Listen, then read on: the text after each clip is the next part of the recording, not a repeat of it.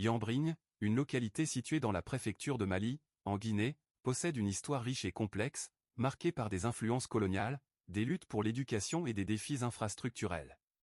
Voici un aperçu de son évolution à travers les âges. Parc national, origine et structure traditionnelle. Avant la colonisation, Yambrigne faisait partie du Futa Toro, un royaume théocratique peu dirigé par des imams. Avec l'arrivée des Français au début du XXe siècle, l'administration coloniale a redéfini les structures locales.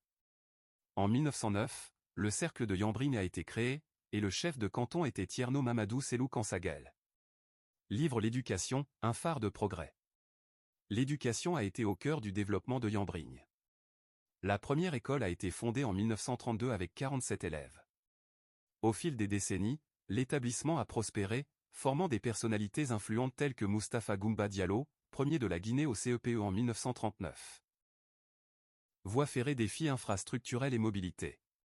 Malgré les avancées, Yambrigne reste confronté à des défis d'infrastructure. Les routes, souvent impraticables, compliquent les déplacements et affectent les activités économiques. Les conducteurs de moto-taxi, par exemple, signalent des revenus réduits en raison de la fluidité de la circulation et de l'état des routes. Nuages avec tornades, catastrophes naturelles et résilience.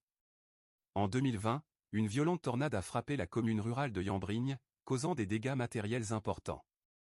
Des habitations ont été endommagées, mais la communauté a fait preuve de solidarité pour faire face à cette épreuve. Semi-initiative communautaire pour un avenir meilleur. Face aux défis, la population de Yambrigne s'engage activement pour améliorer son cadre de vie. En août 2022, une journée d'assainissement a été organisée, mobilisant jeunes et adultes pour nettoyer les rues et sensibiliser à l'importance de l'hygiène. Yambrigne incarne l'esprit de résilience et de progrès de ses habitants, alliant traditions ancestrales et aspirations modernes. Son histoire est un témoignage vivant de la quête de développement et de dignité de ses citoyens.